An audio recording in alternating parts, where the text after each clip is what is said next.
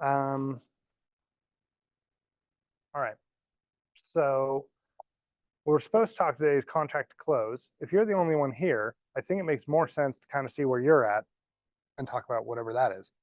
You've been coming for 2 weeks. Like, have you been doing, you said you've almost called through your list. How many people are in your list? 15. Okay. What do you, okay. So here's kind of my thought. When I say SOI, you know what I'm talking about, serial influence. Okay. So your SOI, in my experience, and just talking to agents, that is the fuel in your engine, right? Or that is the engine into which you put fuel, maybe. Yeah. This analogy is going to break quick. So forget I said either of those. And so a big thing is you've got 100 odd people. That's, I'm guessing, mostly like friends and family and extended family. The you want to get a regular mechanism for getting more people into that list. Have you heard the 2 by 12 law? So it's this theory that for every 12 people who like you, trust you, know you, and know that you're an agent, you will get 2 closings a year. And so have you learned about 36 touches? Yeah. Okay. How's that going? Like, how's the contacting 36 touch architecture going? Some of them I've made contact with them. Like I have the command stuff, activities, and most of them are just like the first, hey, I'm doing this now and stuff. Yeah. That's a really easy touch. It's fun. Yeah. Then I've done like 4 or 5 where I just followed up and sent them like my pictures and my website and stuff. Okay. But you said you're almost out of people to contact. Yeah. Okay. Tell me, so you obviously play soccer. Yeah. You said that earlier. It wasn't me being racist. Like, one thing I'd recommend is to be really intentional in like your use of your hobbies and stuff. It's a little, it took me years to really understand this, but if you can turn your like hobbies and your social time into opportunities to add people to your SY, like you don't want to be the guy who's always pitching real estate wherever you go, but rather just get people's contact information and then reach out to them at another time. Hello, are you here for Ignite? Cool. All right, we might talk on topic then. But that would be the thing, is I would look at like strategies for increasing the size of your database. Cool. Tell me your name. Sarah. Hello, Sarah. How long have you had your license? This is my 7th week. Okay. Yeah. You've been coming to Ignite? Yes. Okay. Every Sarah with an H? yeah. And then Heiner, H. Ooh. All right. Well, then we're going to talk about contract to close. We only had one person here for a minute, so he was getting a personal consultation from the best personal consultationist we have. Who's this? Yeah, it's like, I mean, it was a little slow at first because it started at 10, and it was for the red sign team. Okay. So it was their open house, and then it picked up like around 11. Yeah. And then by the time I closed, there were like people still coming in, and like 2 other families came in to see the property. So none of them had agents. So I got really good like hot leads. Great. And 2 of them were like needing a home ASAP. Yeah. Huh. So Nice. I didn't think that would happen. I mean, just based off the statistics of what I, you know. And did you just put up signs like throughout? Did you knock it out? Yeah, I did. I went and bought signs over here at the UCAR, just so I had my own, because I worked the front desk last week just to fill in while they were transitioning to Nicole, and I learned a lot of like, you know, how everything works. Yeah. In Keller Williams, but I noticed there were a lot of agents that came about the signs, and so there was one agent last week who wasn't. He was Dave. that didn't have any sign, for his open house. It's just kind of like first come, first serve. So I was like, I better not take that chance, and I'll just go get my own. Yeah. So I set one up on like the highway when you get off the freeway. That's the highway. So that takes you Usually. Yeah. I set one up on the right there on the highway, and it was an easel one. It was the big easel open house red one, and then I got those like it's like a flag, like a stake with little pennant flags on it, multicolored flags. Yeah. And I got that at UCarl, so it was like $16 a piece. So I got two of those giant easels that were pointing this way, obviously the way it was supposed to go. Yeah. And then on every turn, I had a. Nice. So I had the big easels on the big intersections, and then I bought the ones that you just stake in that are a little bit smaller. They're like that. And then I had them on every turn.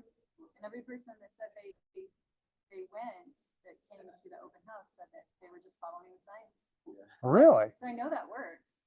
Nice. I know the signs work, and it was helpful. So that's how I did it.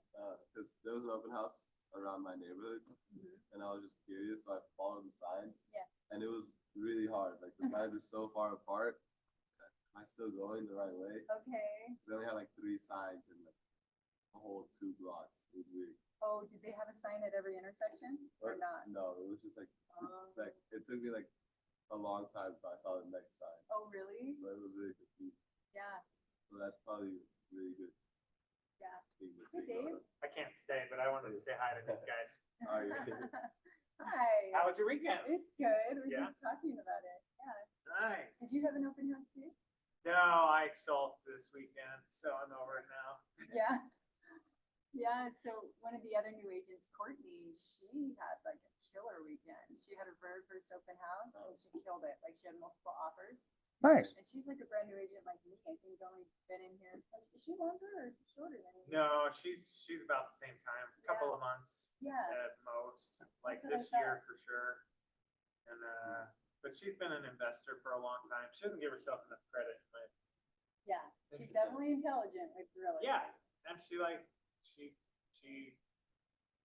puts limiting beliefs on herself. And I want to smack her for it. But I love her. Let's go smack her. Yes.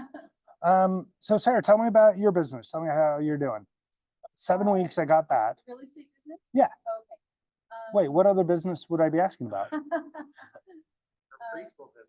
Do you run a preschool? I'm a real estate investor as well. Okay. But this, like my agent business is, I feel like it's going well. I feel like what Dave was saying with limiting beliefs, I've got limiting beliefs about myself just because I feel like my work ethic has always been,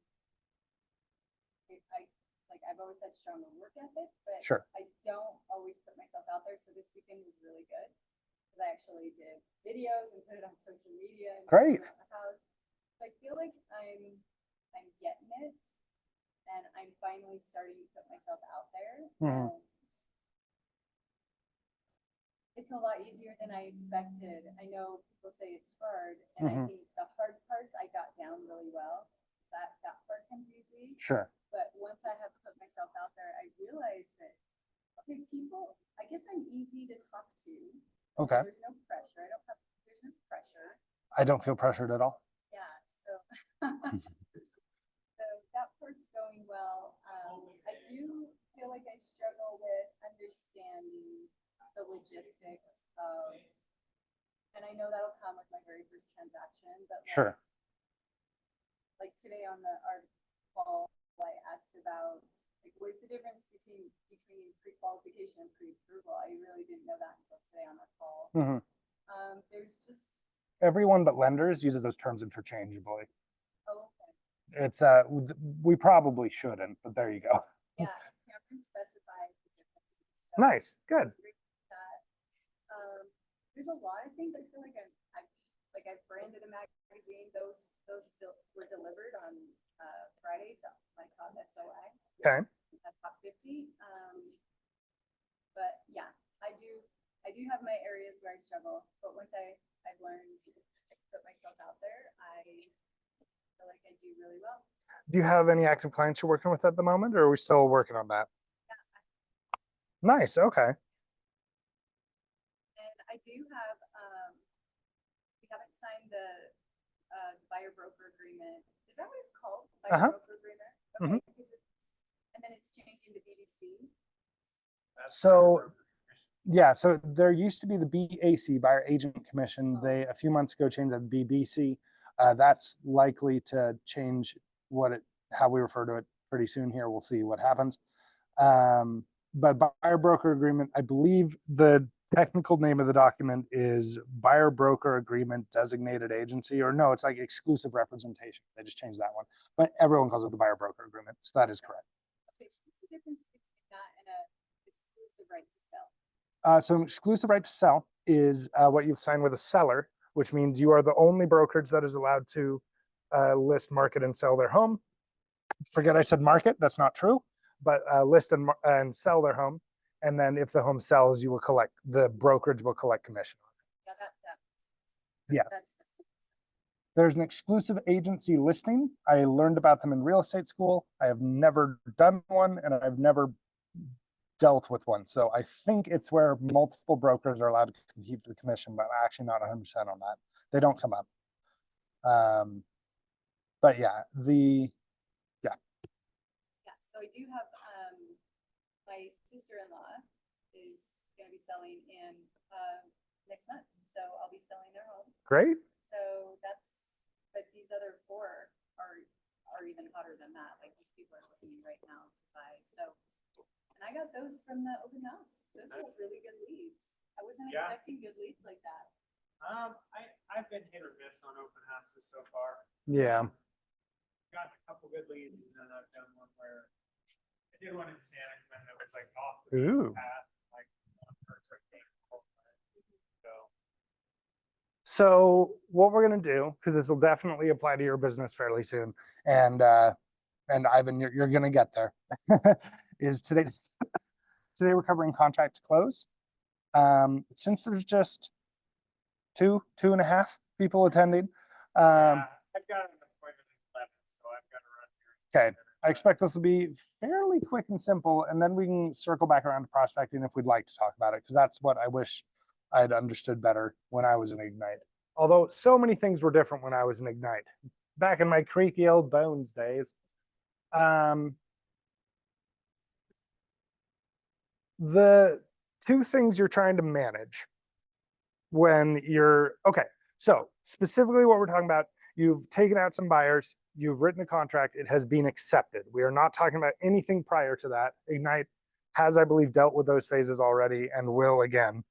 But now you are under contract, and there is a period of time between that and you arriving at the settlement table and then you closing, which are not actually the same event, but from your point of view, they may as well be. Okay. So have you seen the real estate purchase contract? Do you know what they look like and kind of what's on them? Okay. So the first thing I want to point out is when you are in this contract, under contract period, there are two things you're managing. Essentially, it is your clients and the other party, right? It's very common for negotiations during the under contract period to become emotionally heated. And one of the things you are being paid for is to be a buffer for that. And so there's this tendency, I think, to get in the mud with your client. And so it's like a very normal thing is during the inspection period, the buyer is going to be like, oh, we need them to fix the sink faucet. It doesn't work. And the seller's like, we don't want to fix the sink faucet. And in my experience, 9 out of 10 times, your buyer's going to be like, well, they're being unreasonable idiots. And I think it's important not to jump in the mud with them, because that actually hamstrings your ability to manage your client if the seller does something actually unreasonable. And so while you do want to empathize with your clients, the important thing to remember is both parties want to get the home sold. Like both parties pretty much have the same goal. They want to get the home sold and they want a fair deal for both parties. Similarly, when you are talking to the other agent, you do not want to become adversarial unless you really have no other choices. Because once you've declared that you're enemies, you're never getting that back. That's a bridge you cannot uncross. So yeah. Yeah. And so like if you're the listing agent, I'm buyer agent, I'm like, listen up, idiot. We're pulling out if you don't meet our demands. And then something else happens down the line. Like I've already set the tone for how our relationship is going to be for the rest of the transaction. And so the big thing you're managing at all points in this period is your relationship with the other side and your relationship with your client. And in both cases, it serves you to be professional and be clear that, look, everyone is just trying to get the home sold. Cool. With that general understanding, that pallor cast over the entire thing, let's talk about the periods of the under contract. So we are at accepted.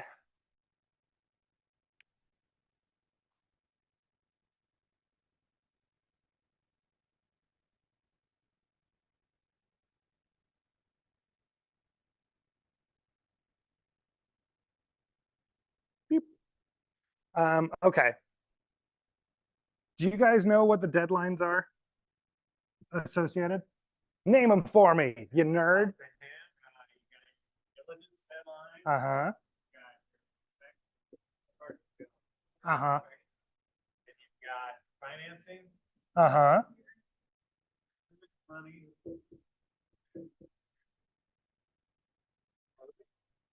I should have put earnest money here. Earnest money is a really good point. And then settlement. Settle. Yeah. But aren't there 4 deadlines? Depending how you count it, there's up to 6, I think. The big ones people can talk about are due diligence and financing and appraisal, but settlement deadline. And then there's actually a funding deadline after here that we never talk about, but let's talk about it today. You're going to be experts. Okay. So we're going to talk about all these periods and the sort of different things you need to go into. But once you get acceptance, there are some action items I want you to do on every contract. Okay. Is whether you are the buyer or the seller, I want you to write every deadline in the contract in your calendar, whatever you're using to manage your time. If you don't use a calendar app, shame on you, repent now.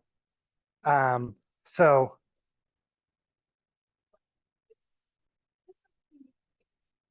or is it just like our personal calendar on our phone, or do you I'm not aware of Command having a calendar app, does it? No, it's going to be more like Google your email or Yeah, Google or Apple or whatever you're doing. Yeah.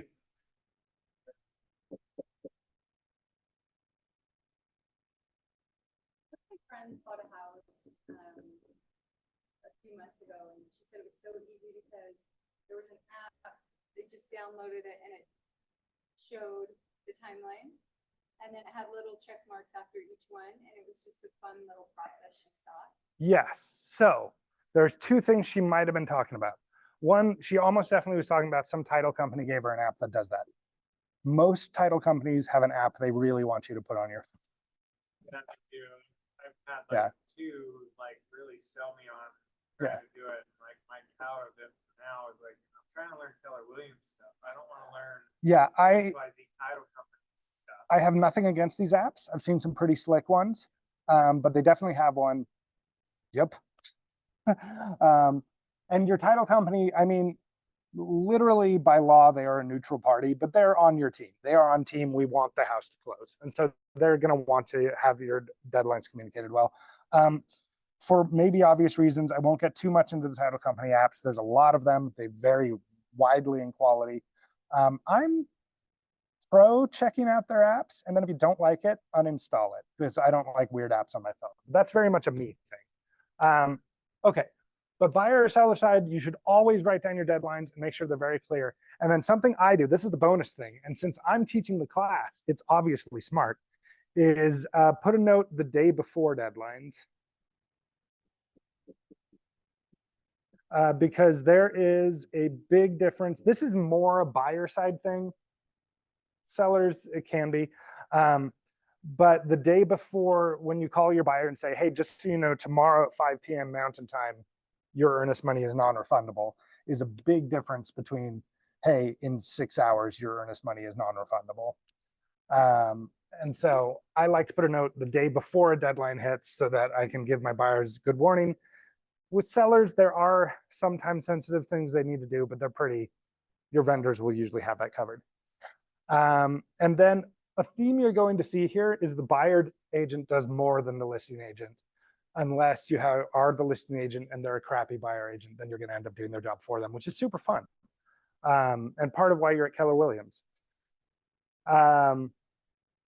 Okay, so bye. That's it. Write down deadlines.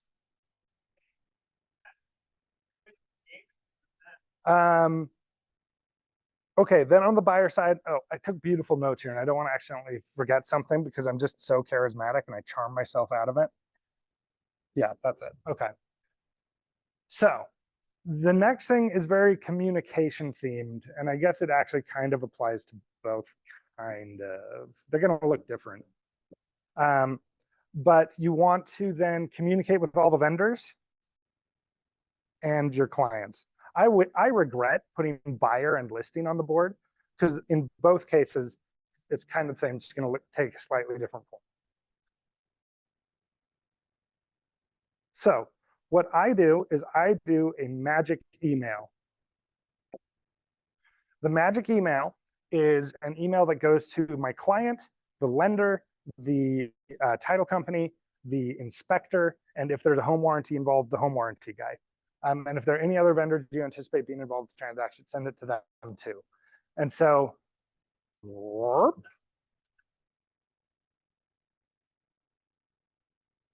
is it like the same email to everyone? Yeah. Okay. Magic email. So on this email, you put all parties and their contact information.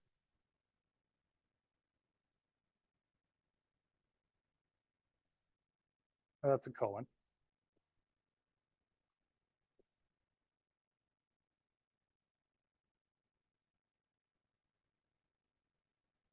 Oh yeah, and let's specify this goes to clients. It does not go to the other side. Okay, so if you're the buyer's agent, you would just go to your buyer. Yeah, so go to your own clients. You should not be talking to other agent clients pretty much ever. It goes to your clients and your vendors, which include inspector, always, title, always, lender, always, home warranty, sometimes. So sometimes if they're getting a warranty. Yeah, if there's a warranty involved in the contract, yeah. And so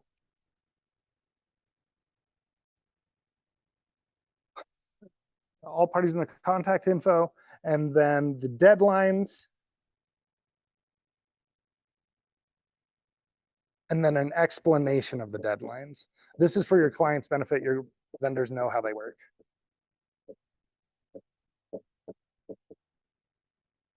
And so the one I send is like, oh, you want to attach the contract, of course. Contract itself. You want to attach the executed contract because that removes a lot of confusion. So the explanation of the deadlines is kind of what we're going to be doing today, but it's like, hey, just be sure that your earnest money is in by this time. You can pay by earnest. You can mail us a check, bring us a check. Due diligence is the time until you can pull out your earnest money. Like you explain the deadlines as you understand them. So does this magic email go out like right after the offer is accepted? That's what I go for. I write a shocking number of offers at like 11 p.m. And so usually it's when I get to the office the next day. But yeah, as soon as possible afterward. So it's after they put in the offer, the seller has accepted the offer, and then yeah, like ready to go. Mm-hmm. Exactly. That's exactly right. Yes. The main reason I would stress that is if your clients are out of state or otherwise for any reason want to mail in their earnest money, they pretty much need to get it in the mail right away.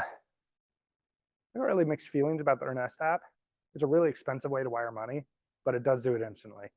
Anyway, that's all. I don't feel like ragging on apps that the company has officially endorsed, so I will just leave it at that. I had to deal with that last week. A lot of from people use Earnest than people who brought in the money. It's for out-of-state clients. I love it, and what I tell my clients is this is the Cavan script on Earnest. We have an app that will let you just wire us the money. It will cost you $18. If that drives you crazy, I will rebate you $18 at closing. It drives me crazy, so I get it. Or we can split it, or you can cover it. Most of the time, my client's like, "Oh, that's okay, we'll cover it." If like my most recent clients,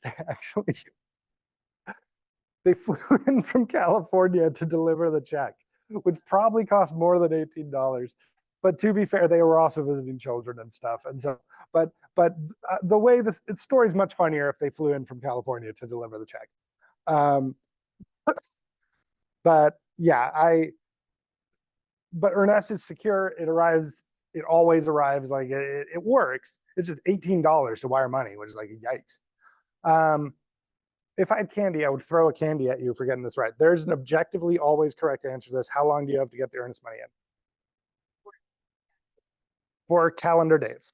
And so if you go into contract on the 12th, then no matter what, it's on the 16th, right? Oh, 13, 14, 15, 16. Yeah, because you go into contract and then the ticker starts on the next day. And it is 5 p.m. On the 4th day, that's correct. Okay. What happens if the Earnest money is not in on the 4th day? Do you know? No, so you don't actually go into default, but the contract enters. You don't really need to know this. This is more trivia because you'll very seldom want to take advantage of this. But if the Earnest money is not in on time, the contract becomes voidable. I have never done this. I don't know if you get sued over this. I have threatened to do this before. But so the contract as it stands gives the buyer a bunch of escape hatches where they're like, "Oh, we want out and we want our Earnest money back." And there's a bunch of ways for the buyer to do that. The seller has no such thing unless you write it into an addendum, which you usually shouldn't. So voidable means the seller can say, "You haven't gotten the Earnest money in time. We are voiding the contract," which is their way out. I've never done this. I don't know if it gets complicated or if lawyers jump in or something, but this is the state the contract enters. Yeah, so get your Earnest money in on time. Okay, the due diligence period.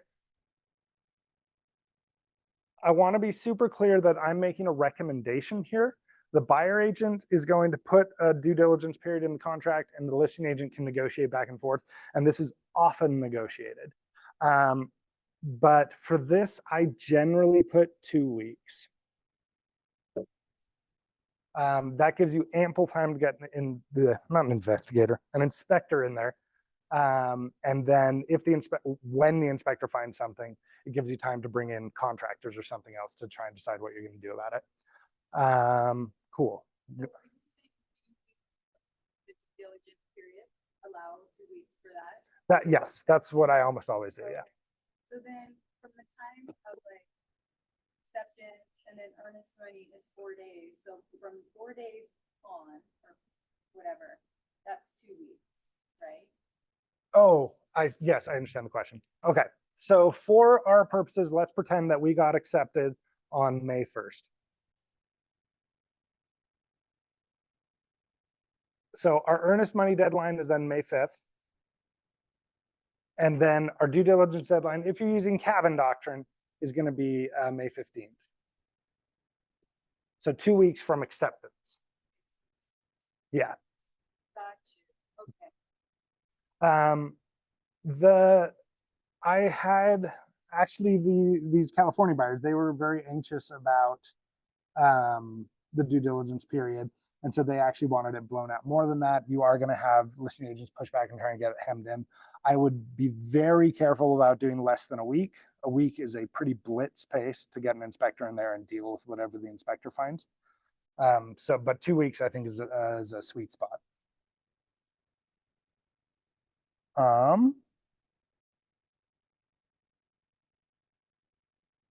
Okay. Are we all comfortable with that? Let's talk about inspections. Okay.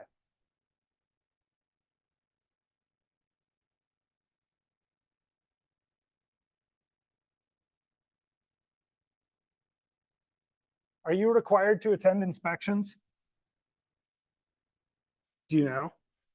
I'm asking all these questions even though you're both like new agents. I'm just having a back and forth. So no, you're not. You're not legally required. You could argue it's not even really fiduciarily required. However, I once had a client get really pissed at me for not coming to the inspection. So I've tried to behave myself since then. So I go now, yeah. And honestly, I found, maybe I don't need to write this down. At the inspection, like, the inspector will find problems with the home. Even new construction has problems. And so it's the way I prepare clients for this is I say, the inspector's gonna come in on such and such a date. Oh my gosh, guys, oh, I'm such a scatterbrain teacher. Your action items, if you are the buyer agent, when you go under contract, immediately call the inspector and schedule an inspection. Don't leave it to your client, don't leave it to your inspector, call them and get it done right away. Because that way, if you have to fudge deadlines, you can move quick. Yeah, sorry, I went back in time. So we've just got acceptance. It's not 11 p.m. because you shouldn't do that at 11 p.m. But as soon as it is a humane hour to call someone, you call your inspector and say, hey, we're under contract. Let's get something set up. Yeah. Okay, because they're booked out a couple weeks or something. They might be. You don't know, and that's the thing. Do you need to get that set up for from day 5 to day? If they can do it the next day, I would have them come the next day. It's all going to come down to like, this is a caveat I should have put in front of this. There is a nearly infinite number of things that can happen during this period. What I'm showing you is principles. You're going to fudge around these as you figure out who you are and what the market's doing. Do you have a... So do you call the inspector like right after acceptance and then base off due diligence off of like their date? Or... You can, and I have done that. So if I'm bringing in, if the listing agent calls back and says, hey, your due diligence is too long, I need you to hem it in, then my next call will be my inspector. It's like, hey, they want to have due diligence in 6 days. Can we do this? And he'll say yes or no. I will not do a contract that we don't have time for an inspection in. That's a lawsuit magnet. I will not do a due diligence period that the inspector doesn't have time to inspect them. I would refuse. That's a deal breaker for me. You could try a different inspector, or more likely the listing agent's being ridiculous. So, or more likely the seller's being ridiculous and the listing agent is representing them. Also, that very seldom comes up. Every listing agent knows you need to get an inspection. So if they're pushing you on that, just push back. But it's not something I would ever compromise on. If they are saying you don't need an inspection, is that what you're saying? No, but if they say, hey, we need due diligence to be in 2 days, then that's not a reasonable timeline. But again, an infinite number of things can happen. You'll figure it out. And if you're actually in that situation, please feel free to call me. That's the big takeaway. Hey, you should both write my number down. This is really my name. It's not my fault. I didn't choose this name. It is my name. Cavan helps. And then the next thing people say is, you should market with that. This doesn't look like a name to most people. So I can't. Yeah, right? Then they won't know it's my last name. Which, to be fair, they don't need to. So I always introduce myself as just Cavan. And I did do a Facebook post that said, Cavan helps you sell. And that way, yeah, I did it. So write down my number and then text me your full name and say like KW Ignite or something so I know who you are later. I don't need to erase that yet. Okay. So sorry for that moment of scatterbrainness. It will not be the last. So I strongly recommend you attend the inspection with your clients, and there's a couple reasons for this. One, any FaceTime you can have with active clients is good. It will make them happier, and it will make them like you more. It'll make them give you 5-star reviews on Google. Secondarily, clients, and this is not to make fun of people, we all do this. When they're going through the largest financial transaction of their life, they tend to get scared really easily. And so you might hear the inspector say, we've got, it wouldn't be a water intrusion. It'd be like, oh, the toilet here is a little loose, should probably be refixed, or we need to put in a stabilizing clamp on the oven or something like that. And your buyers will hear the toilet's about to explode or the oven's going to crush our child, which it will if they don't install the clamp.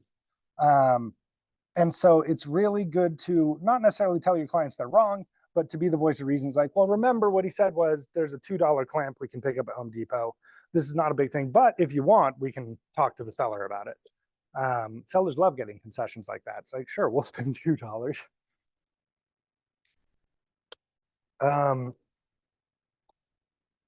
But I don't know, let's have a reunion in like a year and a half and talk about all the silly things that came up and almost killed your deals at inspection, because you'll be surprised. A couple things. This is not a class about negotiation. There's no way you did. Well, maybe you did. Did you guys attend the class on negotiation? It was negotiate the deal, I think. That's the one that missed. Okay. I didn't teach negotiation this time around, so it was taught to you wrong. During the inspection phase, as they probably talked about in the negotiation class, there is often a negotiation. And there's a couple very brief concepts I want to introduce because we're not going to get into this too deeply. I need to bring my phone with me because this is where I wrote my notes. I usually write them in my notebook, but here we are. Sarah and Ivan. Okay.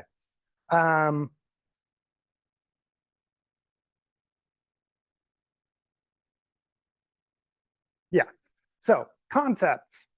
Oh my gosh, this is so sad. It's dying. And it's the last one. I threw the other one across the room. Ooh, but there's another one over there.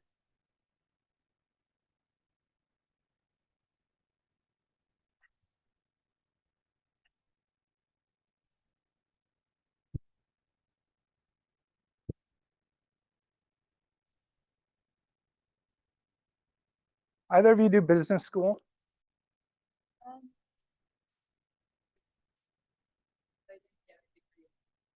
I'm very excited for this next thing that it might not be. So I didn't, but I hang out with business school bros. Let's not talk about it. This is a beautiful marker. Look at that.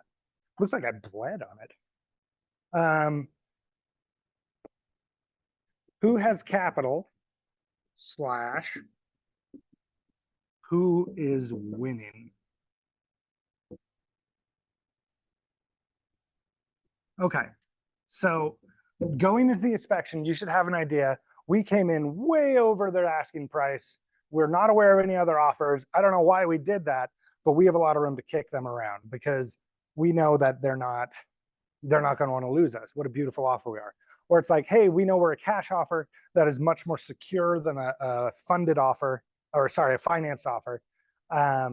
Or it's like, hey, we know we were in a multiple offer situation. We know we barely beat them out because we agreed to have a shorter due diligence deadline or something like that, or agreed to give them a month in. Like, you need to know which side is getting the better deal. Very heavy air quotes on that. They're both getting a deal they like in theory.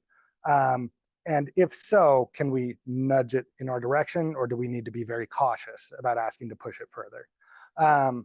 And then this is where I'm gonna, do you know what a BATNA is? Okay, that's fine. This is the only reference to business school there will be today. So the best alternative, oh my goodness, I'm writing this so badly, but with such a beautiful red marker, to negotiated, and what we write sideways? There we go. Agreement. Okay, this is a concept that bros who are really into negotiation like myself all know the term BATNA. And it's, if we cannot come to an agreement, which side is more screwed than the other? So the way this applies is that when you are in a contract, the buyer has the ability probably to leave the contract without any penalties. The seller does not. So theoretically, the buyer can ask for anything. They can say, drop the price to $0. Obviously, the seller is going to say no to that, and it's a waste of your time, and now the seller's pissed off. So it's actually not in your interest to do that. But it's just good to remember that the buyer has the ability to end the contract, the seller does not. That is a key concept when negotiating inspection items. United Partners. And then the reason that also kind of comes to who has capital, like who has leverage. Who leverage was a better word. Who has leverage? Because the buyer can make a credible threat of we're going to leave the contract if you don't concede. Do you guys understand this? I don't feel like I need to explain it more. Okay, cool. So in general, the culture around inspections that I have seen, having done this 10 years, is reasonable asks.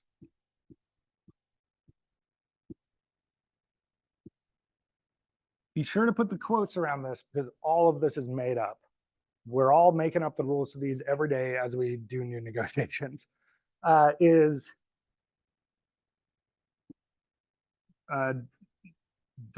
it work?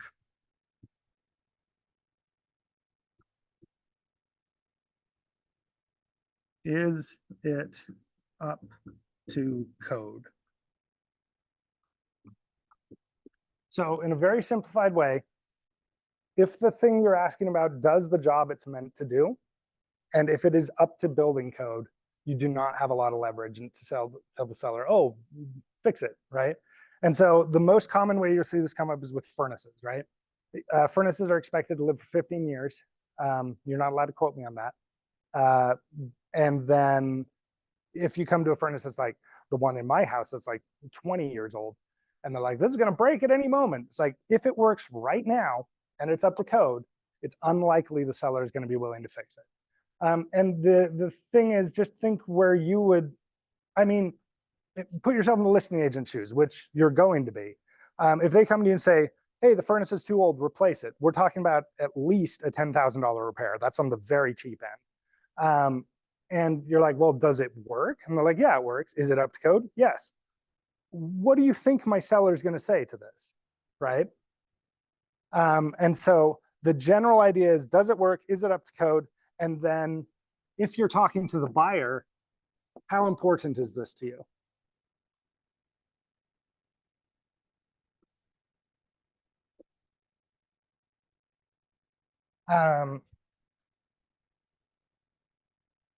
Any questions about this before we dig into some creative solutions on this?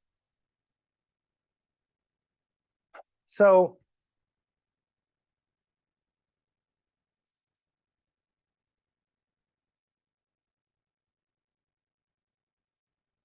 we're spending most of the time on inspections because inspections is where you get the diciest negotiations. And the other thing I want to convey here is that we're just scratching the paint of how complicated this can get. But you'll be fine. You're at Keller Williams. You have my phone number now, and you have a bunch of other agents who like you. Yeah, let's jump into what can be conceded and then some creative stuff we can do. So essentially, if let's say that we are having trouble with the furnace, the different things that can be conceded is lower the price. Additional closing costs from the seller, to be clear, or perform a repair.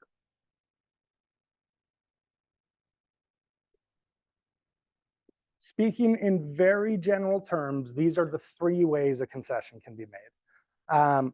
So if the price is lowered, the buyer's monthly payment, if they're getting financed, will be incrementally lower, right? I almost never recommend this unless we are talking about a cash buyer or an appraisal, which we'll come to in a second. Additional closing costs. The issue with this is that most lenders will only allow up to 3% in closing costs. And so if you've got extensive repairs that need to be done, it's quite possible you won't be allowed to get enough closing costs to cover them for the buyer. And this depends on the lending program. all of this you should be having conversations with your lender about. And then the problem with the seller performing the repair is then you need to put it in the contract, which can make appraisers go, this house needs repairs. And you'll usually need to sign a thing where the buyer says, the repairs will be done to my satisfaction. So how do I put this? Can wonk contract. So for example, something I'd be very scared to put in a repair addendum is replace the roof. Because if the appraiser comes in and goes, oh no, the roof's busted, that's going to affect their appraisal, right? Because they look at the contract. And then you'll need another document saying the buyer is satisfied with the roof repair. That's actually not that hard. People get dramatic about that. So you don't need to necessarily remember all of this, although these are principles you will learn over your career. But the main point here is talk to your lender. Say, hey, there's a problem with the roof. What do you recommend we do about it? Should we do closing costs? Should we make the seller do it? And your lender will have an opinion about that because they're the one who's taking a lot of the heat for it. Cool.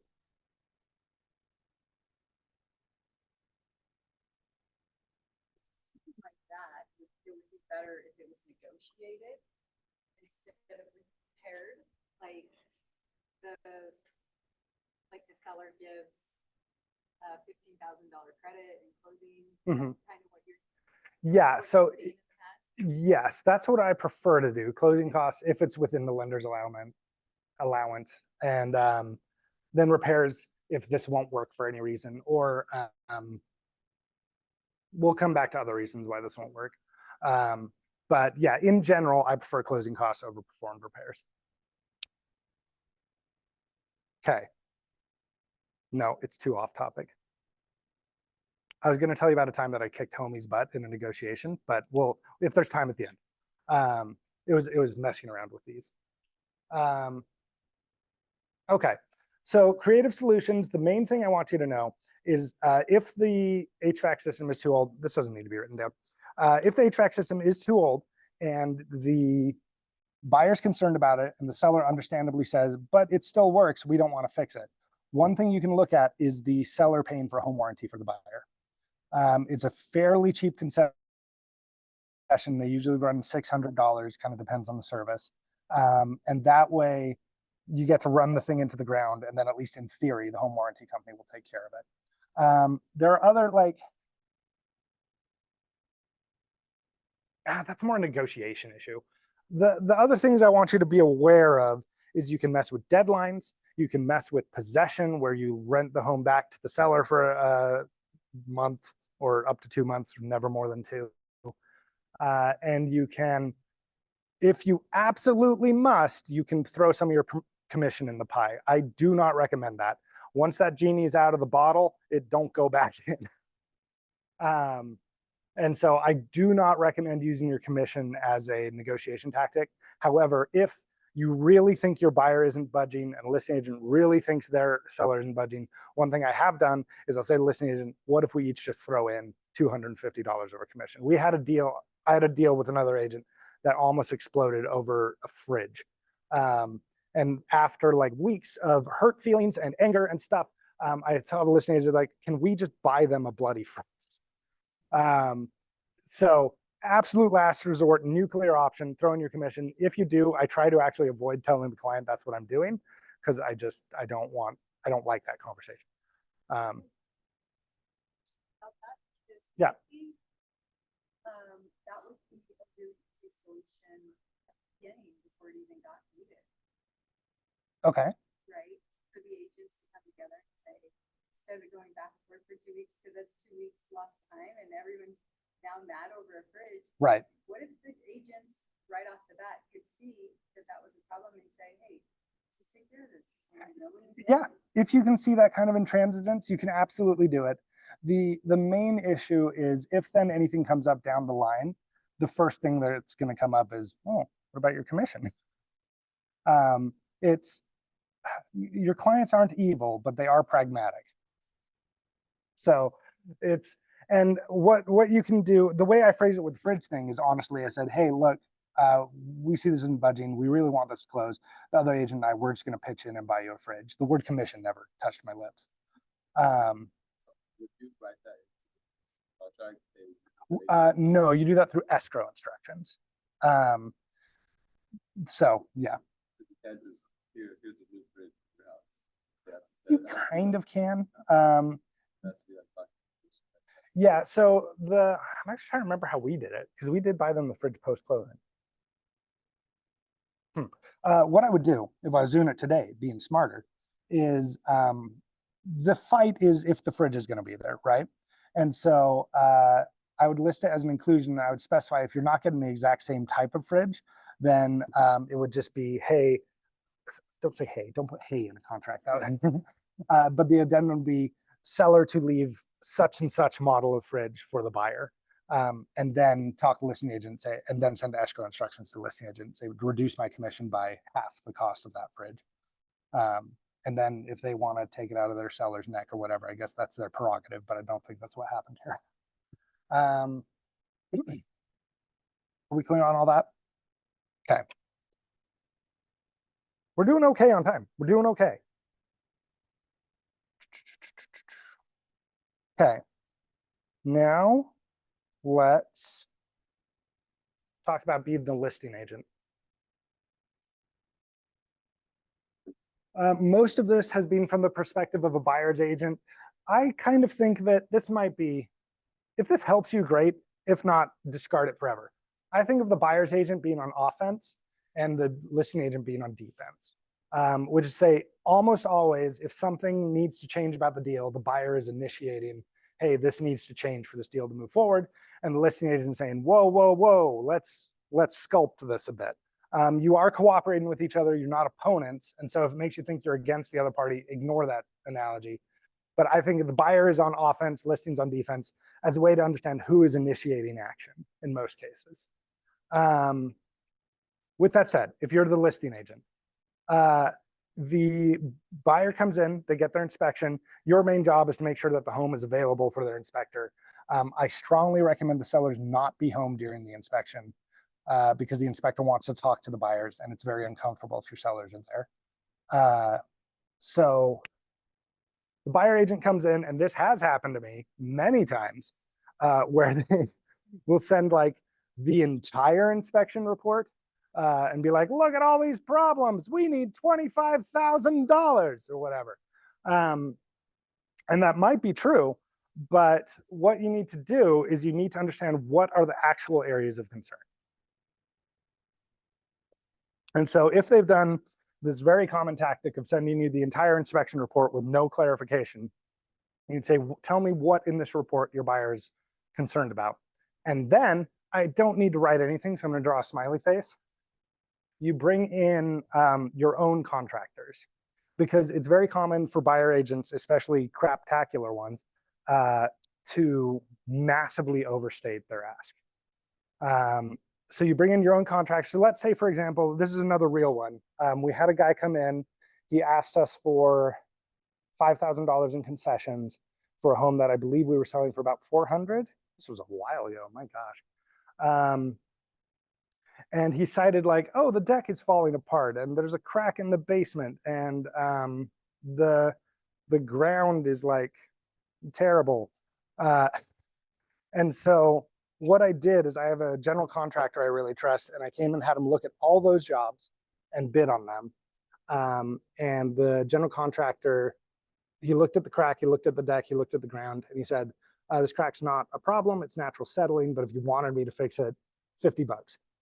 And then with the deck, it just needed to be repainted.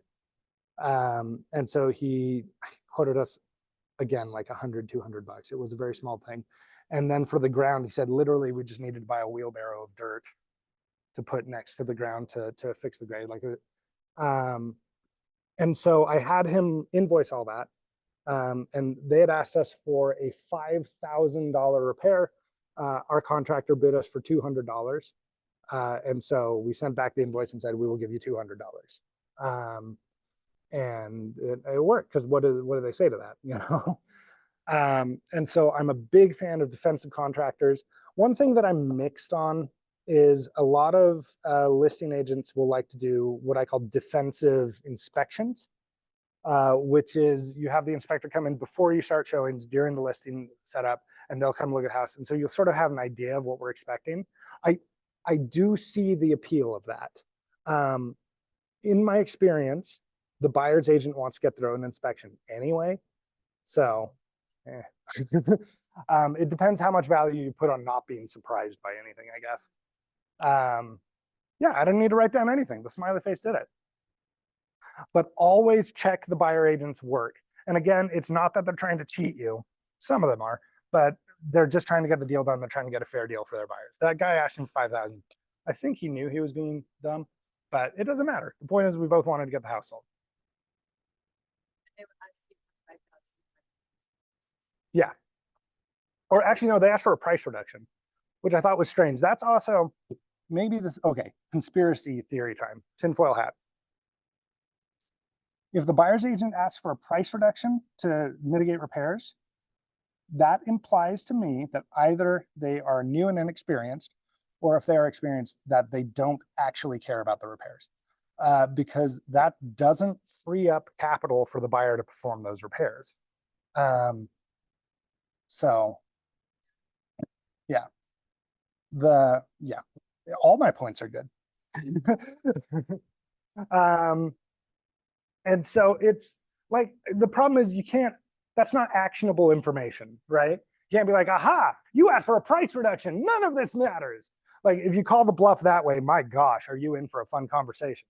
But generally, if they ask for a price reduction instead of closing costs, I would try and get clarity on why. Because to me, that signals they don't actually need the capital. But maybe they're doing a thing where they're rejiggering the loan, right? I don't know, but it's something that is worth looking into. I think that's everything I had to say about inspection. This is a very lecture, not discussion thing. Do you have any questions, or is there anything you're concerned about that you wish I had covered?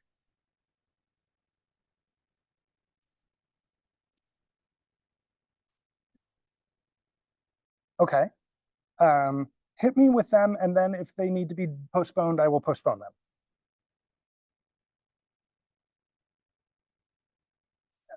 In this process, the negotiation process of Mm-hmm.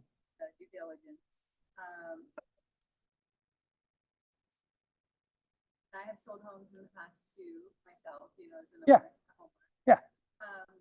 There were just random things that the buyers were asking, and they didn't ask for a price reduction, but during the inspection, there were some random things that they were asking, and these were all things I could fix. So they weren't asking for closing costs or anything like that. They came back and said like 5 things needed to be fixed, and they were really simple because the home was in good shape, and I had flipped the home already myself. Yeah. So it was. Sometime I want to talk about flipping, by the way, but carry on. Question that. Okay, so you said if they ask for a price reduction, that's kind of a indication that they don't really know what they're doing, right? That It can be that either they're inexperienced or they really don't need the capital. But I think a better takeaway would be if they ask for a price reduction, ask for clarity why it's not closing costs. Because they might be doing something weird with their loan, where it's like, oh, if the price comes down, then that frees less of a down payment. I mean, it's far less. It doesn't free nearly as much capital if they do it that way, but. Yeah, so the negotiation part, I think, is like the most exciting part for me because Amen, sister. Yeah, because it's like you're getting into like, because a true like negotiation is both sides. It's everyone wins in a really good negotiation. Right. Like that's the art of it, is that everyone wins. No one feels like, oh, I just, got this amazing deal, and the other person's like, that sucks. Like, everyone wins. So I guess my question is, how do you set the tone with the other agent to have this like really successful negotiation of fairness? Yeah. Just like fairness. So that actually kind of references back to the idea of having political capital with the other side. I had a deal that I did last year, and there's going to be a twist in this story. I used the lender from my BNI. Do you guys know what BNI is? So it's you're gonna get a call from BNI sooner or later. I would say, come join our referral network. And excuse me, sorry. I get really emotional about this story, guys. It's a really good negotiation. So BNI is, in short, a referral network where they have rules in place that try to enforce that you keep your referrals within the network. That's a massive oversimplification, but it works for the story. So I was using the lender for my BNI for the first time. I represented the buyers. We were buying a condo right over here. And we did the inspection. There are some inspection items. I talked to my clients. I said, okay, now in general, we can really only ask for things that are broken or not up to code. But also if there's something really important to you, just let me know. I want to know how you're feeling. And I don't remember what the inspection item was. Excuse me, my gosh. Okay, we're going to have a chug contest.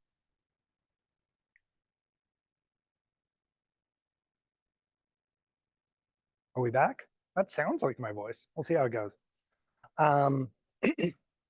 So we presented the inspection items to the listing agent. And it was, the way I always do it is I tell my buyers, send me a list. And at the top of the list is the thing you're most concerned about. And the bottom is least concerned about, would like to have addressed. And somewhere in there, I want you to say everything above this line is a deal breaker and everything below this line is nice to have. I never send that line to the listing agent. So it's like a list of wants and needs, with the top priority and the deal breakers. Yeah, yeah, exactly. And then if they send in the everything above this line is deal breaker, I remove that line. But then I put that list in order in the resolution of the due diligence.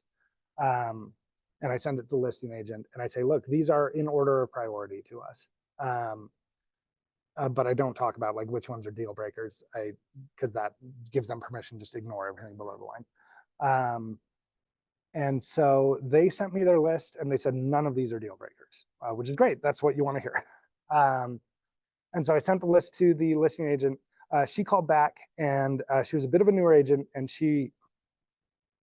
I don't know what was going on in her life. She was a good agent. I've gotten to know her quite well since then. She is a good agent, but she was obviously in an emotionally heightened state when she called, and it was like, look, we feel like you're getting the house for a really good deal. We are really concerned like about asking this much for an inspection. And I said that, well, I want to be clear on our position. We are not saying do this or we walk away. We're just saying these are items of concern. Oh, this wasn't in an addendum, by the way. This is an email. I negotiate by email first, and then whatever wins goes in the addendum. I said, we're not saying, hey, do this or we walk away. We're just saying these are items of concern. What can you do for us? And she quickly calmed down and said, okay, good. I'll talk to my sellers. And we got a couple of the items off the list. But just making it clear, like we're not doing a do this or die. It really helped, especially because my lender sucked. And so they were super late on their appraisal. They were super late on their settlement. And I was so glad that I didn't draw a friggin' line in the sand over the inspection items that my own client said were not deal breakers for them. And so that's what I'm talking about with political capital. If you have a good agent, a good relationship with the agent, and something like that goes wrong, you're in a way better position.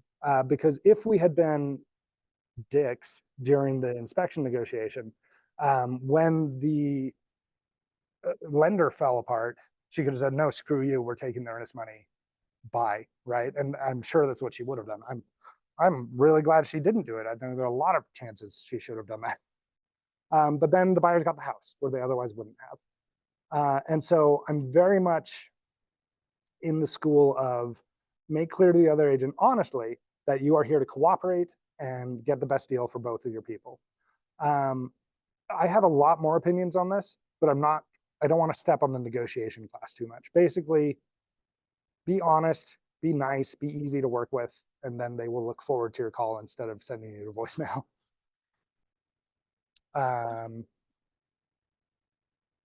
And if your lender sucks, throw them under the bus. Did that answer Your that? lender did something, right? He did. I never used him. I was gonna say, is that? No, I left BNI after that actually, because that was my fundamental nightmare of BNI. It's because you're kind of obligated to send your leads within the network, but you don't get to control who's in the network. And so I actually left BNI right after that. I get what they're trying to do. If you have a BNI full of great professionals, I can see it working great, but they don't have a good system for enforcing that. So I got opinions about BNI, but you've heard most of them now. So did that answer your question? Okay. Was there anything else you wanted to cover?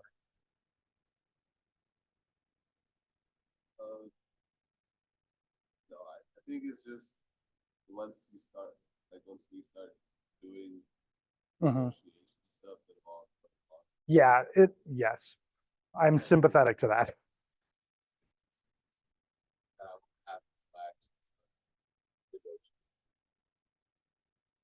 Okay. Like I have 100 questions that's like they'll come in the process of doing that deal. Yeah, and that is the inherent weakness of Ignite, but here we are.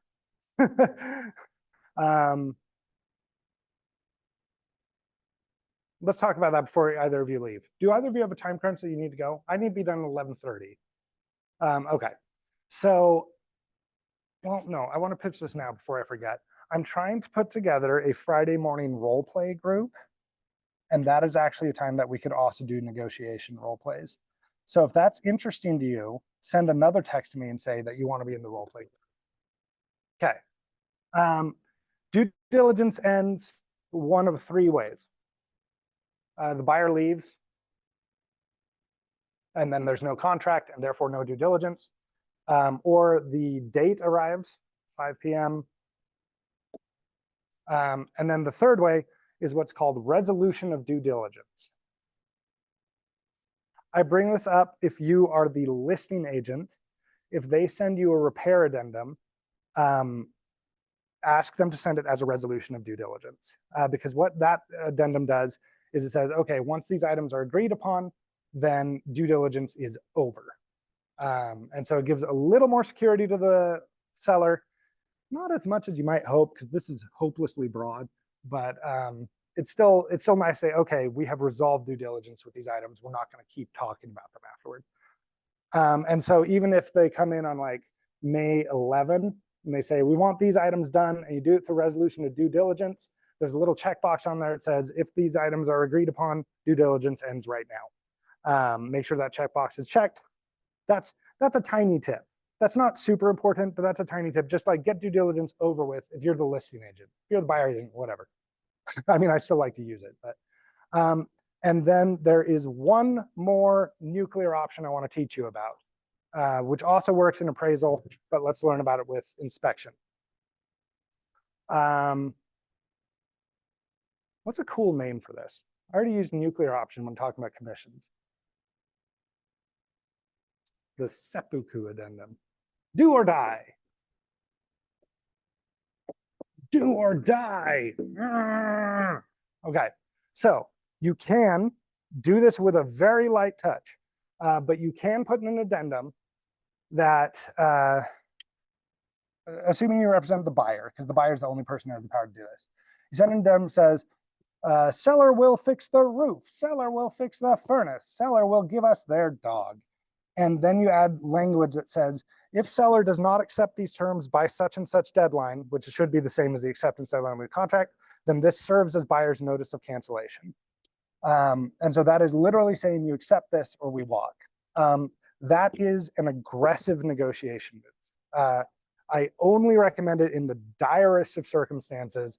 I usually do it to calm my buyers down, honestly, where it's like, I want you to know you have this option. I don't recommend it, but you have it. Because if you send that in, you and the seller are now enemies. Like you don't fix a relationship after sending a literal ultimatum. Oh, ultimatum, it's an ultimatum. But it is a tactic you can use. The main reason I would use that, like in reality, is if you're very close to the due diligence deadline and you do have deal breaker items and the seller, for whatever reason, is not answering you. And so you can't get the listing agent on the phone. You can't get them, they can't reach their seller or whatever. And the buyer says, no, if this isn't dealt with, we really want out. And then you just set the deadline. I would honestly set it at 4:59 p.m., but I'm pretty sure it's still legal if you set it at 5 p.m. on your due diligence deadline and say, if seller doesn't accept these terms by this serves as notice of cancellation. It still is going to read as hostile, but presumably you got there because for whatever reason, the seller is not talking to you. So I want you to be aware of that addendum. Okay. It's a bombshell. Like me. Okay, I want to finish my point I was saying earlier about building your database while she's gone. So the main thing is like leveraging your hobbies. Something I've actually set as a goal this year that I'm kind of doing is I'm very much a nerd. I do like soccer actually, but I play like a lot of Warhammer, a lot of video games, a lot of board games. And so I set like a goal to just find people in my tribe and get them into my database, which is just get their phone number, get their email. And that's like, hey, I like Warhammer, you like Warhammer, let's trade email addresses. And then later, at a later time, like, hey, did you know I'm an agent? Can I stay in touch with you every week or every month about the market? So I think that was my whole point.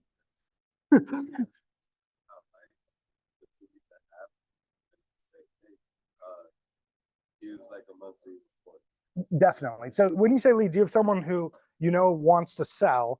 Have you talked to them already? So I've barely contacted them last week, and then they said, yeah, my parents want to buy, but I haven't talked. Gotcha. Okay. So yeah, what you have is a lead. I'm going to show you a quick progression so you can speak the same language as us. I don't know if all agents do talk about them this way, but this is how it's listed in command.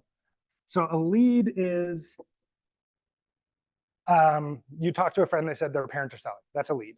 Once you talk to the parents, you're like, hey, your daughter June said that you, June? Is anyone named like a June? That's like an 80-year-old woman name. Anyway, your daughter June said that you're interested in selling. Is that correct? And you know, whatever they say, okay, then you follow your instinct, like, yeah, oh, could I just stay in touch? Because if they're selling in a year, they're not going to sign anything with you. Like, could I just stay in touch occasionally? Set up on your monthly. I would definitely call them at least once a month. Say, hey, just want to tell you what's going on with the market, or is there anything to like? Can I research something to help you? Always come from contribution. But once you've made contact and they know you're an agent and they know that you know they are interested in selling or whatever, they now go into the cultivate pile. Oh my gosh.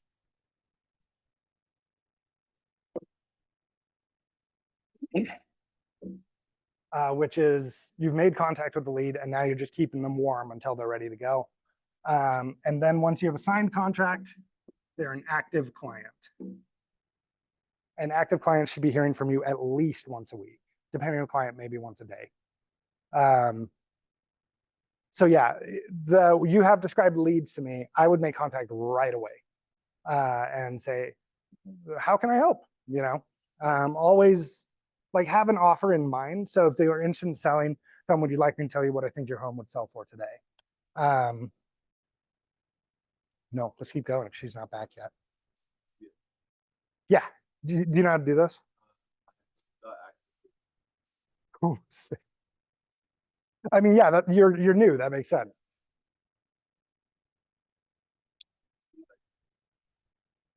The cloud CMA thing, yeah.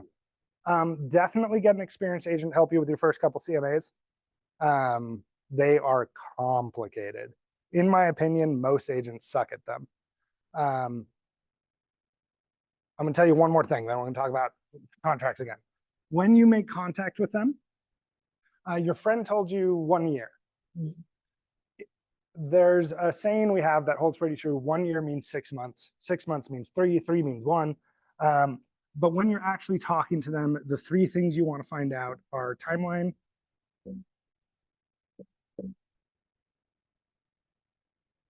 yeah, right? Is anyone listening? This has been a very scattered class. Guys, did you know I have ADHD? At 11:30, set an alarm named turn off your microphone. Okay, so this makes it sound like it's progression. It's not. This is when you make contact, you're asking their timeline, their motivation, and their ability.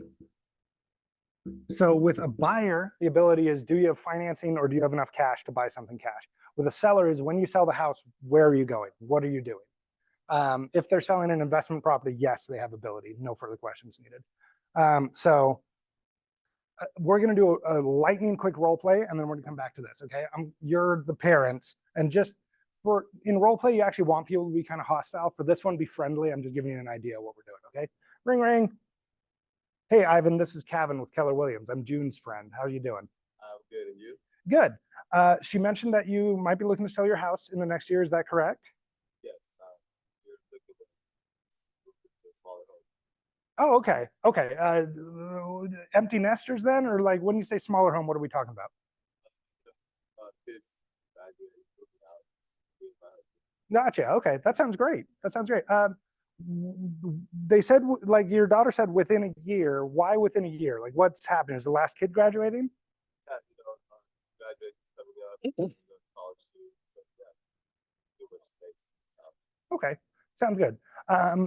With the new one you're buying, are you looking at staying kind of in the same city, or are you leaving the state? What are you thinking there? Yeah, I'd like to stay. Cool. Okay. I love you. Bye. Okay. You actually made that super easy. Thank you. So confirm the timeline, and now you know why the timeline is what it is, which is linked to the motivation. Timeline is always linked to motivation. With buyers, first-time buyers, as always, our contract runs out at this date. And then ability, because we know they're selling a house and downsizing. We know they're good. I probably should have asked about lending, although because you've got your last kid is graduating, I actually assume we're doing a cash purchase. I should not have assumed. That was a mistake. I should have asked, like, are you planning on financing and cash or whatever? But then the very next thing I would do, and what I should have done on the phone, I'm a bad example, is would you like me to tell you what I think your home would sell for right now? Cool. Within the ability, like a subcategory of ability, or its own category? So, say finance, like, yeah. So with buyers, ability is, do you have financing or do you have cash?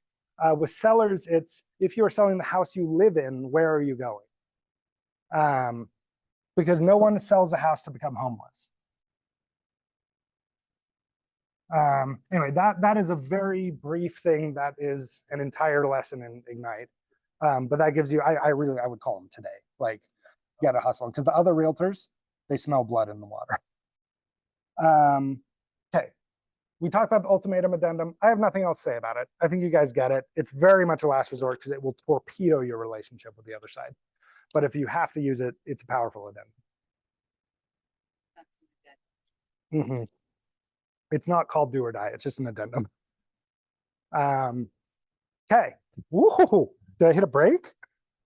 I did. Ah! Okay. The financing and appraisal addendum, deadline is the same deadline for what are technically two different things, but not really. So during financing and appraisal,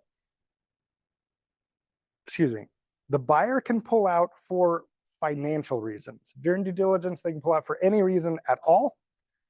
Finance appraisal for financial reasons. This has been tested in court. This is extremely broad.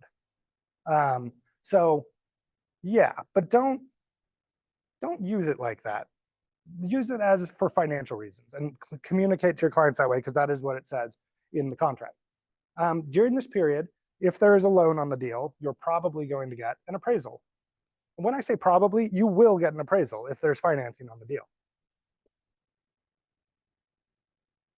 But you don't need one if it's a cash. No, some cash buyers will want to get it. The way I talk to them about it is this. You're a cash buyer. We got under contract on the auspices of you being a cash buyer. And so we can get an appraisal. Technically, the contract we said that we did said we do not have an appraisal deadline. That's why it was attractive to the seller. So if we want to get an appraisal, we want to get it right away during your due diligence period. In my experience, the appraisal doesn't help because one of three things is going to happen. It's going to come in way above the value you're offering, and then you go, yeah, we're awesome. Neat. Or it's going to come in at the value you're offering, and you'll go, okay, nice. Or it will come in below the value, and we'll be like, oh no, because if we then try to go to them and say, hey, our appraisal came in low, will you lower the price? Then you say, you told us you didn't need an appraisal. So it's really just, if it will give you peace of mind, let's get an appraisal. It's $500. If that is worth it to you for peace of mind, let's do it. But it's not going to give us leverage against the seller because they accept our offer because we don't need an appraisal. So you offered a price that you're happy with and that the seller is happy with. In my opinion, that's the value of the house. If you get an appraisal, it's just for peace of mind. So what is the appraisal like for someone who's getting a loan and versus someone who's paying cash? Rephrase the question for me. Yeah, so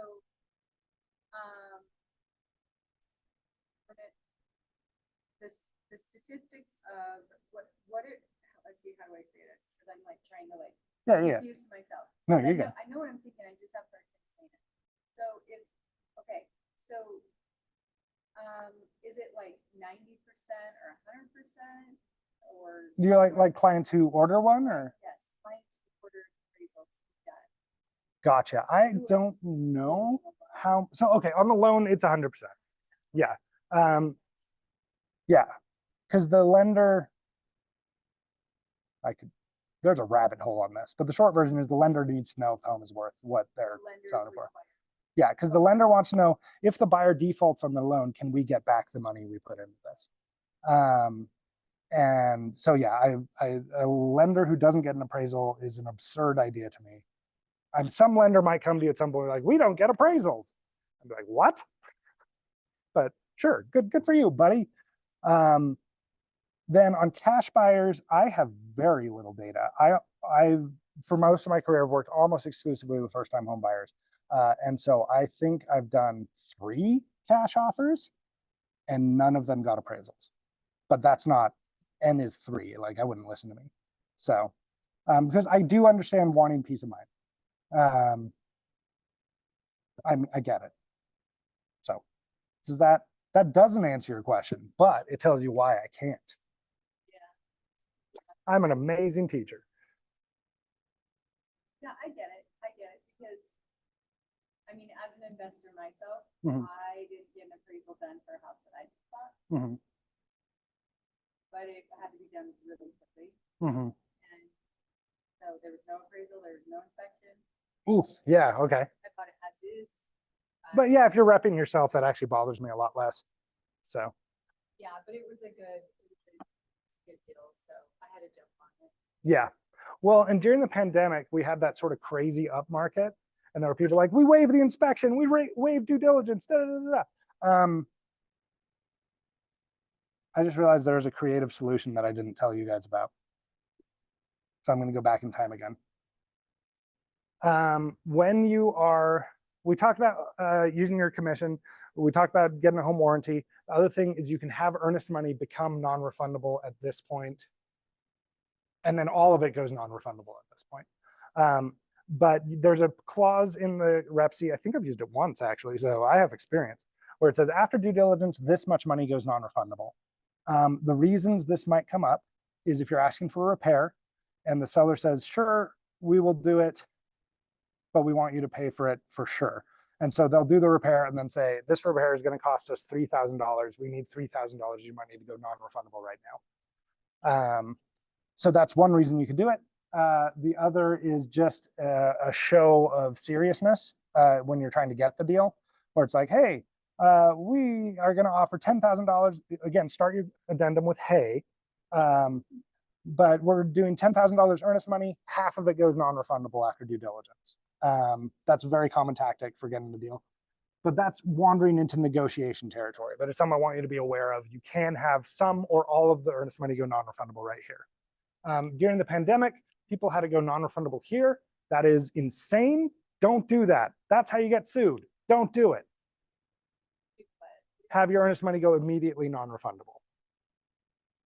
Unless you're repping yourself, then do whatever you want. You're not going to sue yourself. Because if I was repping myself, I would consider doing that, but only it would be pretty extreme circumstances. But never a client. My gosh, no. That's just so reckless. Okay. The appraisal happens. It either comes in high, at price, ooh, let's do an at symbol, or low. Those are the three possible outcomes of an appraisal. But what I want you to understand is what's actually happening during the appraisal. So let's play trick questions with Cavan. Who owns the appraisal?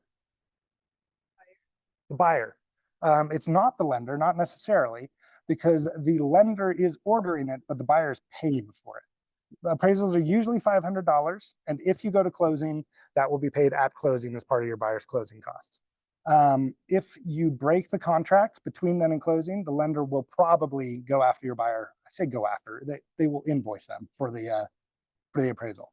And so that is one thing to make sure you're crystal clear on with your lender. Make sure you understand how it works so you can explain to your buyer how it works. Is if the appraisal, like who's paying for the appraisal, how much, and make sure you understand that from your lender before you explain it to your buyer. Okay, next question, and this was a really fun one that happened a lot in the pandemic. Well, no, not the trick question yet. Let's go to you are buying a house for $500,000.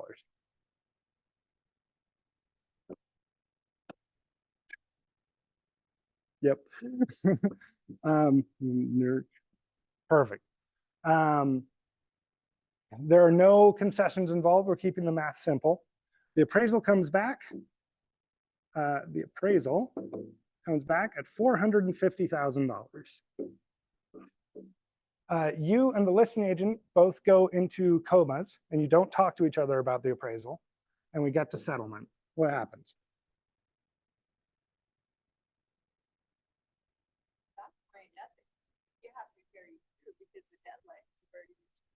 Mm-hmm. Yeah. So let's say, yeah, it's over. So what happens when you get to the settlement table is the buyer buys the house for $500,000. The lender is unwilling to lend on that amount. So whatever down payment the buyer is bringing, they now need to bring an additional $50,000 or they are in default. Yeah, because the buyer agreed to buy the house. They got an appraisal. The listing agent never saw it. You never told them about it because, again, you were hit in that bike accident. And so that was an amazing joke, guys. Screw you. The bike accident. That's fair. That's fair. So basically, the buyer's on the hook. They need to buy the house, and they need to make up the difference because the lender will not pay more than their appraised amount. So if nothing happens on a low appraisal, the buyer is screwed, which means if the appraisal comes in low, it is now the buyer agent's job to do something about it. Okay, here's our next trick question. We haven't even got to the really tricky one. You're going to love the trick question. It's going to give you the ability to understand something that almost never happens. Yeah. Oh, yeah. About that final transaction. Yeah. So you're saying that a lender will not give $500,000 if the appraisal came in at $450,000? Correct. Like all lenders just across the border that way? I can't fathom one who would. Maybe. Okay. Again, lenders will come make you great promises while they take you out to lunch. So maybe, but I can't imagine why they would. Okay, so the appraisal is like super important. Yes. In the final, like everything kind of revolves around that. Mm-hmm. In the settlement, in the due diligence period, can you, let's say they did find that out in the due diligence period, then the buyer can say, sorry. Yeah. I'm out. Also, bad appraisal is very cleanly within the financing and appraisal deadline. So you can be after due diligence, but pre-F&A, and they can pull out based on the appraisal. Absolutely, they can. That's part of what it's for. Okay, appraisal comes back high. Again, you go into a coma, you don't communicate with the listing agent. What happens at the settlement table? Exactly. Lender's happy to cover it, and we just go at 500. So if the appraisal comes back high, you as the buyer agent should probably do nothing. That's the right play. Celebrate, tell your buyer, hey, I just got you $50,000 in equity. Write me a review on Google. No, and in fact, I would encourage you not to. Because what if your earnest money is $2,000 and the seller goes, wait, we could have sold for $550. We'll take the $2,000 hit and go back to market. So what's going to happen is listing agents will pretty commonly, I'd say about half the time, they'll call you and say, hey, after you get the appraisal, would you mind sending it to us? And I always give the same answer. If we need to negotiate about it, sure. Otherwise, I'll send it to you after the transaction is closed. Because if you're going to negotiate, of course, you have to send it to them. Okay. Now, here's the trick question that's bonkers. Okay, we're under contract for 500,000. Oh no, that's 5 million. We put in a clause that says, if the appraisal comes back at a lower price, the price automatically becomes the appraised price. The appraisal comes back at $450,000. And you don't have to do anything. What happens at the settlement table? You'd think so, because that's what the contract says. But here's where contract law comes in. The addendum is not part of the contract. So if you go to the settlement table and you think this covered you, you and your seller are going to be dismayed when you close for 500,000. Appraisals are not part of the contract. And so you will, these stopped happening after the pandemic, so you might not see this. But if you see this clause as a listing agent, go back to the buyer and say, absolutely not. Send us a real offer.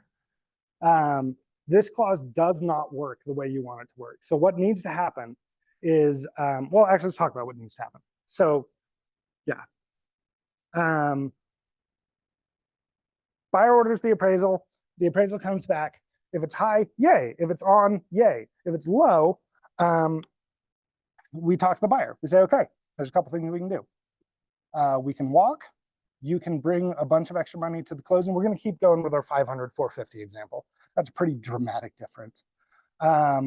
You can bring extra money to the closing table. We can fight it, or we can negotiate with the seller.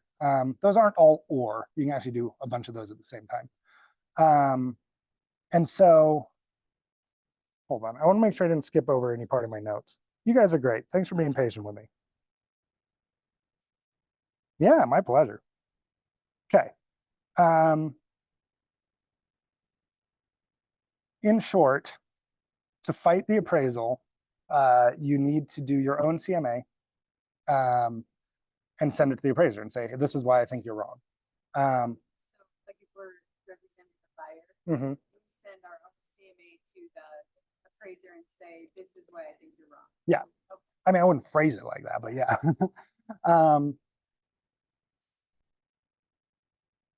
Yeah, if it comes back low. If it's on price or high, no problem, carry on. With low, the buyer agent, you now have to do something. And so CMAs are beyond the scope of this class, but basically I would do a CMA, send it to the appraisal guy, and then I would try to get the listing agent on your side. Agents have different opinions about this. I really do understand both views. Some listing agents are like, no, why would I negotiate down my own price? That's insane. But the answer to that is to close the deal. The house isn't worth anything till it sells. And so as a listing agent, I will, with my seller's permission, try and fight the appraiser and get the price fixed. I think I expressed that badly. Anyway, with the listing agent, I will try to get the house closed so long as my sellers are on board, right? It's like, we're going to fight the appraiser. We're going to go for this. The other thing is then you can negotiate. This is where negotiating the price makes a ton of sense. I had the attitude that if the appraisal comes in low, then God had spoken and that's what the house is worth. And the listing agent would be like, yeah, we'll lower our price. That's not how that conversation goes. So what'll often happen is the listing agent will say, this doesn't work for their bottom line. We need you to like be able to bring closing costs or something, or maybe we can try and meet you halfway where we do like, we'll lower our price a little bit, you bring more to the settlement table or stuff like that. Like there's going to be a negotiation around it. There's no automatic outcome when the appraisal comes in low. As a listing agent, I do try to present it to my sellers as, look, an appraiser just came in low. We need to do something about this, right? And it kind of depends like on what they need for their outcome and why it came in low. I'm being so vague. The problem is it gets really weird. But essentially, it comes down to reduce the price or mess with the price, mess with the closing costs, right? You can't repair the appraisal. That's not, but fight.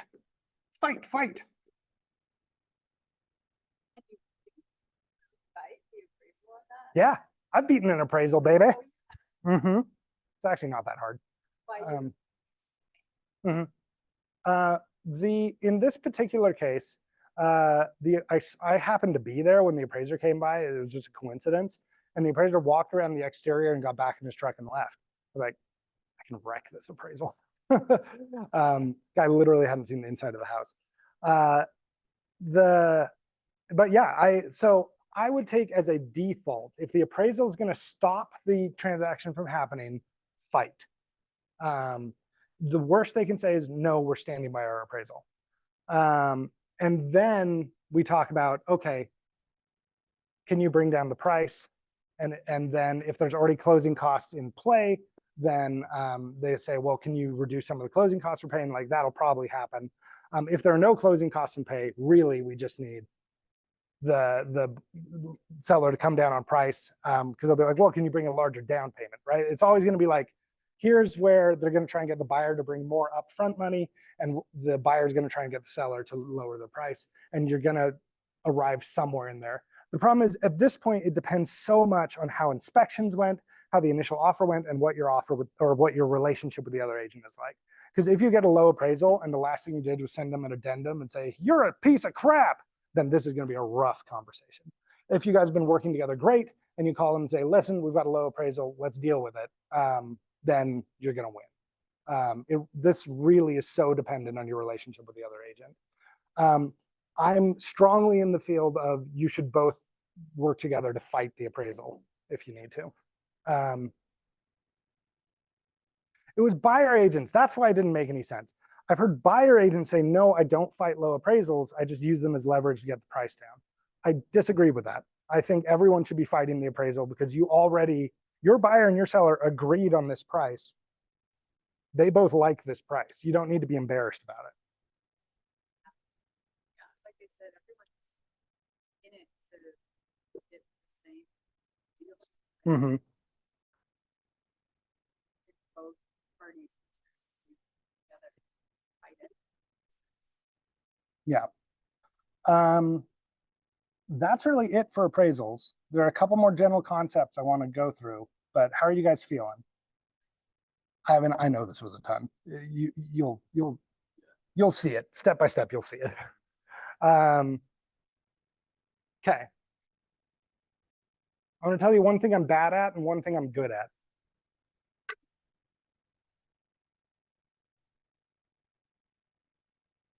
Keller Williams is big on asking for referrals.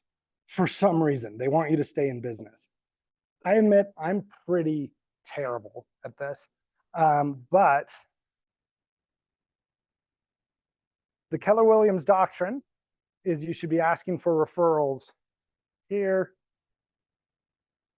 here, potentially here, and definitely here. Oh, sorry, funding. This will take 4 seconds. After you settle, you have 4 days to fund. Boom, done. Most companies can do it the next business day. If you had a big fight with the buyer, then they might delay it to be a jerk. But yeah, you have 4 days to fund. The end. So Keller Williams big on like, hey, we went under contract. I've had so much fun working with you. Listen, I told you during the buyer consultation I'd do this. Is there anyone of similar quality to yourselves that I could be talking to about real estate? I would love to work with more people like you. Exact same script. We did it. We got through the inspection. They agreed to fix the roof. You guys are so great, and I want to work with more people like you. Sorry to be salesy, but I did warn you I was going to do this in the consultation. Is there anyone similar quality to yourselves that I should be talking to? And then boom, again at settlement. Is that good? We're all feeling good about that? Okay, next thing, I'm not going to spin the board around to write one word, but gifts. So if this is a referral, so for example, you had a friend refer her parents. You cannot pay her a referral fee unless she's a licensed agent. You can give her gifts up to $150.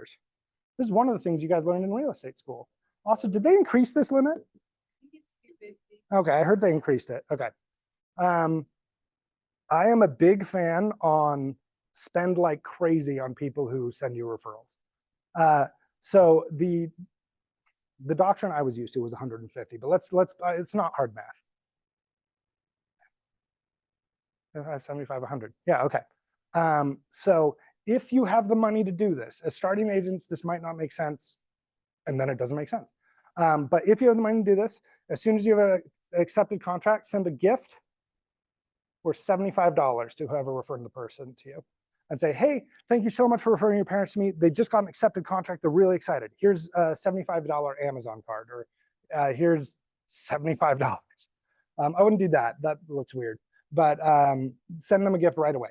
And then I would probably, as we get into here, this is where I haven't been doing either of these, but I've heard people argue at each of these steps. But somewhere in here, hey, now you kind of know you're getting your commission once you get past this line. So I would send another $75 gift like, hey, your parents, we got through the appraisal phase. We are going to close on Friday. We're very excited. Thank you so much. Here's another gift. And then as soon as they settle, or rather when they close, when they fund and you actually get your dang money, you get your money, then I would send them the last $100. Oh, so you give them, like at the very beginning of acceptance, you send the person who referred $75 and then write it funding or write it to the acceptance or appraisal and all of that. Yeah, and this is where I need to admit that I've been terrible. So you send them like 3 payments. Yeah, because you want them to be thrilled that they sent you a referral, because you want them to send you more, and that they wouldn't even imagine sending a gift referral to someone else. I don't know. I mean, I haven't had negative feedback on it, but maybe I just come from a different world where there's tactics and things that have been used on me. So I think everything's like a tactic that's used. So is it love bombing? Yeah, okay. Then honestly, and I say this with love, then don't do it. If you want to cut out this phase, which I admittedly usually do because I'm clumsy, then acceptance and settlement's really good. A lot of agents will just send the gift at settlement once you've gotten your money, especially starting in the career. That might make the most sense. But it doesn't come off as a normal interaction. I will give you that for sure. Normal people don't send each other $75 gift cards. But getting $75 sure will help me get over that. And so it's not intended to be like, oh, conversationally, here's $75. That's not what it's trying to be. It's literally like a thank you card. Hey, thanks for supporting my business. Here's a gift card. Does that, I mean, if you're not comfortable with it, really don't do it. But I recommend it as a way to get them to be like, wow, Sarah really spoils me when I send her a referral. And then also act like a normal human with them in other contexts. That's telling me to take off my mic, right? Okay. Class dismissed. I didn't mean to put like a negative. No, no, no, no, no, no, no. I really am glad you did. I just was like thinking, if someone were to do that, but I'd also experienced